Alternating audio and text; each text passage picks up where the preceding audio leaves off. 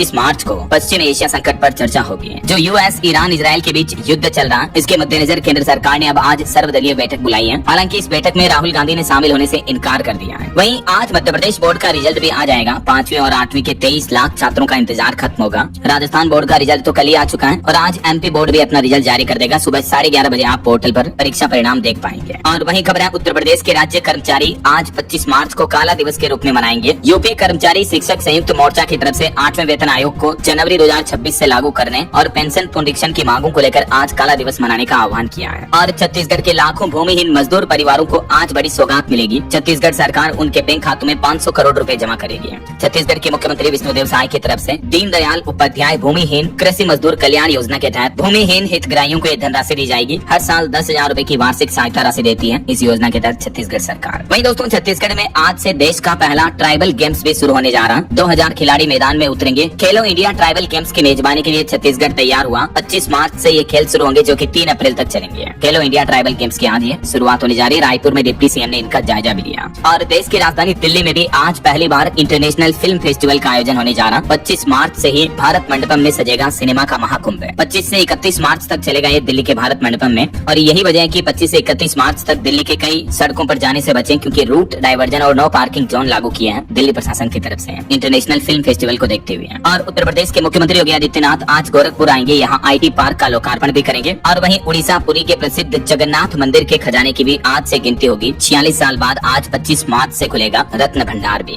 इस दरमियान मंदिर में दान दिए गए रत्न और आभूषणों की गणना होगी। और बिहार में जो हड़ताली राजस्व अधिकारी हैं, उनको आज काम पर लौटने का अल्टीमेटम दिया बिहार सरकार ने। कई सारे राजस्व अधिकारी हड़ताल पर हैं, तो बिहार के डिप्टी सीएम विजय सिन्हा बोले कि अब उनकी सैलरी काटी जाएगी। आज लास्ट मौका है, वे अपने काम पर लौट जाएं। और उत्तर प्रदेश रोडवेज में 2584 महिला कंडक्टरों की भर्तियां होने जा रही हैं। आज से ही अलग अलग जिलों में रोजगार मेले आयोजित होंगे। वहीं यूपी में मानव संपदा पोर्टल पर आज 25 मार्च लास्ट डेट है। तब तक अवकाश संबंधित ब्यौरा अपलोड करना होगा सभी राज्य सरकारी कर्मचारियों को। मुख्यमंत्री योगी आदित्यनाथ ने ये आदेश जारी किया है। और यूपी झांसी में देखिए, ई रिक्शा और ई ऑटो के लिए भी नई व्यवस्था लागू हुई। आज से ही इनका वेरिफिकेशन और रूट अलॉटमेंट करना अनिवार्य होगा। चंडीगढ़ के 650 खिलाड़ियों को मिलेगी 2.5 करोड़ की स्कॉलरशिप। आज सम्मान समारोह का आयोजन होगा। और सैमसंग कंपनी आज अपने कुछ नए स्मार्टफोन भी लॉन्च करने जा रही है। गैलेक्सी A37 और A57 भी एंट्री कर सकते हैं। यूपी टेट 2026 का भी नोटिफिकेशन जारी हो चुका है। आज से ही आवेदन शुरू होंगे। 2 से 4 जुलाई तक एग्जाम होंगे। और मौसम विभाग ने भी चेतावनी जारी की। उत्तर प्रदेश, पंजाब समेत देश के 12 राज्यों में बारिश और तूफान की चेतावनी है। आगे मैं आपको बताऊंगा और भी पूरे मौसम समाचार विस्तार से। फिलहाल आगे बढ़ते हैं अपन खबरों में। तो देखिए, ईरान इजराइल जंग से जुड़े कुछ बड़े अपडेट। ईरान पर अमेरिका और इजराइल के हमलों को 25 दिन हो चुके हैं। अमेरिकी राष्ट्रपति डोनाल्ड ट्रंप के शांति वार्तालाप दावे को तेहरान ने फेक न्यूज बताया। वहीं बड़ी खबर तो ये है कि ईरान जंग के बीच पीएम मोदी और अमेरिकी राष्ट्रपति डोनाल्ड ट्रंप की बातचीत हुई। इसमें स्ट्रेट ऑफ हॉर्मुज को खोलने पर भी चर्चा हुई। ईरान के साथ चल रही जंग के बीच अमेरिका के राष्ट्रपति डोनाल्ड ट्रंप ने प्रधानमंत्री नरेंद्र मोदी को फोन मिलाया और हॉर्मुज रूट पर आगे की रणनीति बनाई। ट्रंप ने बीती शाम पीएम मोदी को फोन किया। और वहीं रिपोर्ट में बताया जा रहा है कि अमेरिका से बातचीत करने के लिए भी तैयार हुआ ईरान। और एक बड़ी चौंकाने वाली रिपोर्ट तो ये आ रही है कि सऊदी अरब ने अमेरिकी राष्ट्रपति डोनाल्ड ट्रंप से कहा कि ईरान पर हमले करना जारी रखें, मौजूदा सरकार को खत्म किया जाए, क्योंकि वह खाड़ी देशों के लिए खतरा है। तो इन रिपोर्ट्स को देखते हुए कहीं न कहीं लग रहा है कि ईरान अमेरिका इजराइल की जंग और बढ़ सकती है। युद्ध के हालात और गंभीर हो सकते हैं। तो इन तनावपूर्ण स्थितियों पर प्रधानमंत्री नरेंद्र मोदी भी बोले कि पश्चिम एशिया का संकट का असर लंबे समय तक जारी रहने की आशंका है। तो हमें हर परिस्थिति के लिए पहले से ही तैयार रहना होगा। पश्चिम एशिया के हालातों पर बीते दिन राज्यसभा में 21 मिनट तक प्रधानमंत्री नरेंद्र मोदी ने स्पीच दिया।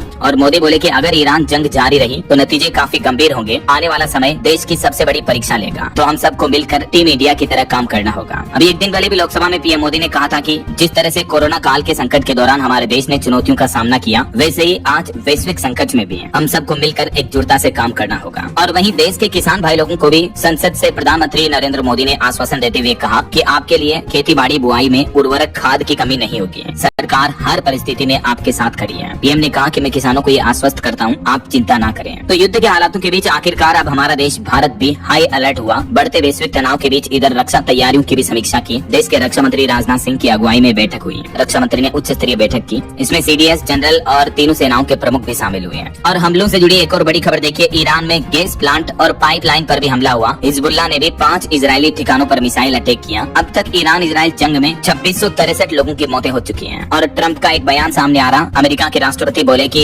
जो ईरान के नए सुप्रीम लीडर बने हैं ना, मुजतबा खामेनी, मैं उनको नहीं मारना चाहता, बल्कि ईरान में भी वेनेजुएला की तरह नई सरकार बनेगी और इसके लिए एक खास शख्स से बातचीत भी कर रहे हैं। और एक बड़ी चौंकाने वाली रिपोर्ट तो ये आ रही कि पश्चिम एशिया के संघर्ष में अब सऊदी अरब, UAE ये दूसरे देश भी कूदेंगे। IRGC का कहना है कि ऑपरेशन टू प्रोमिस का 78वां दौर शुरू हुआ और अगर दुनिया के अलग अलग देश भी इन जंग में अब शामिल हुए तो फिर दुनिया तीसरे विश्व युद्ध की तरफ भी आगे बढ़ सकती है। हालांकि इस बीच एक राहत की खबर ये आ रही कि ईरान और अमेरिका के बीच दूरी मिटाने में जुटे कुछ मुस्लिम देश भी इस्लामाबाद में मध्यस्थता की बैठक भी हो सकती है। इस बैठक में मतलब ईरान और अमेरिका के जंग के हालातों के बीच मध्यस्थता कराई जा सकती है ऐसा। और बड़ी खबर देखिए, ईरान US जंग में पहली बार फिलीपींस देश ने अपने देश में आपातकाल घोषित कर दिया है क्योंकि पेट्रोल डीजल के दाम रॉकेट बन चुके हैं, अब बिजली भी बंद हो चुकी है। जी हाँ, मिडिल ईस्ट के इस महायुद्ध ने वैश्विक अर्थव्यवस्था को झकझोर कर दिया है। इस बीच फिलीपींस देश ने अब अपनी कंट्री में नेशनल एनर्जी इमरजेंसी घोषित कर दी है और ऐसा करने वाला दुनिया का पहला देश बन गया है फिलीपींस। यहाँ के राष्ट्रपति ने कहा कि ये कदम देश को अंधेरे में डूबने से बचाने और जनता को बिजली की आसमान छूती कीमतों से राहत देने के लिए उठाया गया है। वहीं ईरान ने खाड़ी देशों को भी डराया। ईरान के ऊर्जा मंत्री बोले कि हमसे ज्यादा तो बत्ती गुल आपकी होगी। और इधर ईरान का कहना है कि हाँ, हम युद्ध खत्म कर देंगे, मगर अमेरिका को ईरान ने सीधा जवाब देते हुए दो बड़ी शर्तें सामने रखी हैं। एक तो ईरान का कहना है कि यह युद्ध तब तक जारी रहेगा जब तक कि हमारे पर लगाए गए सभी प्रतिबंध नहीं हटा दिए जाते, और दूसरा अमेरिका द्वारा युद्ध से हुए नुकसान की भरपाई नहीं कर दी जाती, मतलब मुआवजा हमें जब तक नहीं मिल जाता तब तक ये युद्ध जारी रहेगा। ऐसे में सबसे बड़ा सवाल ये है कि क्या ईरान की शर्तों को मानेंगे डोनाल्ड ट्रंप? खैर ये तो वक्त ही बताएगा। इस बीच देखिए, ईरान के पूर्व सुप्रीम लीडर खामेनेई की मौत पर हमारे देश भारत में भी कुछ संत समाज ने बड़ा बयान दिया और कहा कि किसी भी धर्म गुरु की हत्या किसी भी हाल में स्वीकार्य नहीं है। मध्य प्रदेश में संत समाज ने अली खामेनेई की मौत पर अब ये प्रतिक्रिया दी है। और इस बीच खबर है, भारत में ईरानी राजदूत से भी भारत के विदेश मंत्री डॉक्टर एस जयशंकर ने बातचीत की, पश्चिम एशिया के हालातों पर भी चर्चा की। और एक्सपर्ट्स का कहना कि अगर ये जंग लंबी खींची तो अमेरिका और ईरान दोनों देशों के लिए इसे खत्म करना मुश्किल होता जाएगा। मतलब जितनी ज्यादा लंबी ये वॉर चलेगी उतना ही इसे खत्म करना भी मुश्किल होगा ऐसा। वहीं इन जंगी हालातों के बीच हमारे देश में LPG गैस सिलेंडर की बुकिंग को लेकर भी कुछ नियमों में फिर से बदलाव किया है सरकार ने। जैसे देखिए, गैस बुकिंग पर एक बड़ा अपडेट सामने आ रहा, अब 35 दिन बाद मिलेगा सिलेंडर। तेल कंपनियों ने भी नए नियम लागू कर दिए हैं। उत्तर प्रदेश समेत कई राज्यों में ये निर्देश जारी किए कि अब जिनके पास 2 सिलेंडर हैं उनको 35 दिन बाद ही दूसरे गैस सिलेंडर की आपूर्ति की जाएगी और उज्ज्वला योजना वाले उपभोक्ताओं को तो 45 दिन बाद सिलेंडर देने का नियम लागू किया गया है।